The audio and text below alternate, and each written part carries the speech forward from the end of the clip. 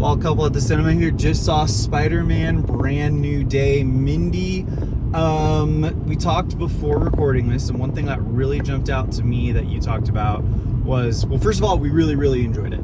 And these are some reasons why. And you talked a lot about the pacing. Can you kind of go into that?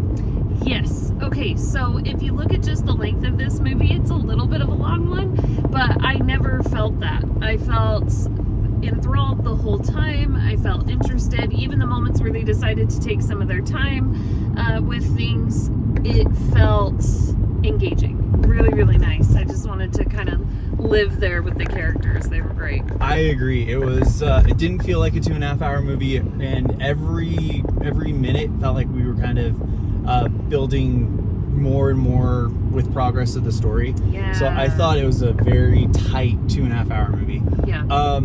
One thing that also really kind of jumped out to me based on our conversation earlier is is how this movie kind of feels more adult than any of the other Spider-Man movies that we've seen from the MCU.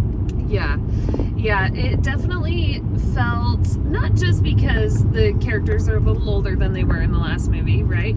But because they interact with the world in a more mature way, I guess, and just have adult problems. And it's interesting because before it felt like we were watching Peter Parker being thrown into kind of adult level problems, but from the perspective of a kid who was like really hurt by a lot of the awful things that kind of tended to happen in his life.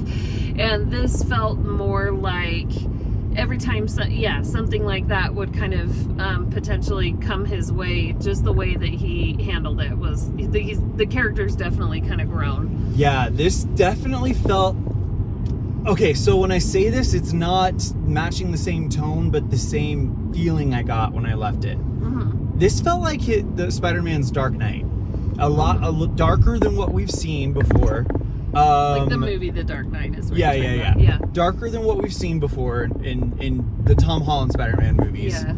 A lot more mature themes, and really kind of learning some lessons about himself as he's not just a boy wonder anymore. He is a very complicated individual and things like that. Yeah. So I felt like there was a lot of times where I felt like this is kind of very reminiscent of that, a very natural evolution of what someone who has been through these things would go through. Yeah. All right. That was cool. If you were to pick one performance that stood out to you, which one would it be?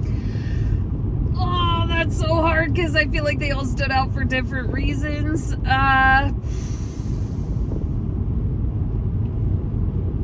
You answer that first. I can't. Okay. I need to. Obviously, Tom Holland is great in this role. He has been for years.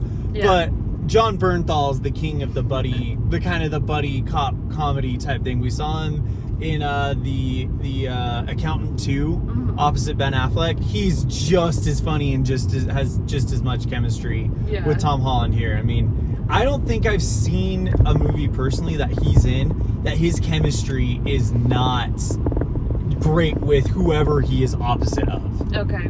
Yeah, I agree. Okay, the one that I really can't ignore that's standing out to me is I'd be going into spoiler territory.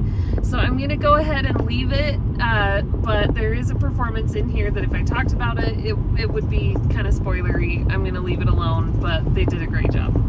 Okay, I'm really curious to know what you're talking about. I know, I'm going to have to tell you after the video, unless we do a spoiler review too. Okay. The other thing that I thought was really, really cool was just the environment of the movie.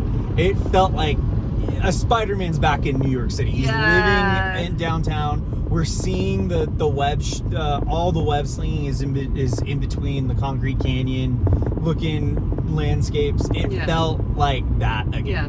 Okay, cinematically too.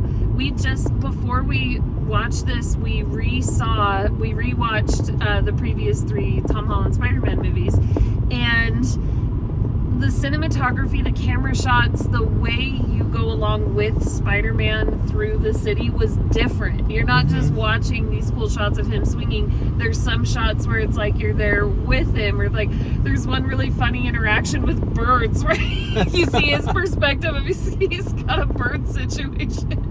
And just stuff like that made it very engaging and really, really fun. I'm not a big 3D person. I don't care to see a lot of movies in 3D. I wouldn't mind if I could just isolate those scenes and watch that in 3D. Do we need to go do a second showing in 3D? I don't know.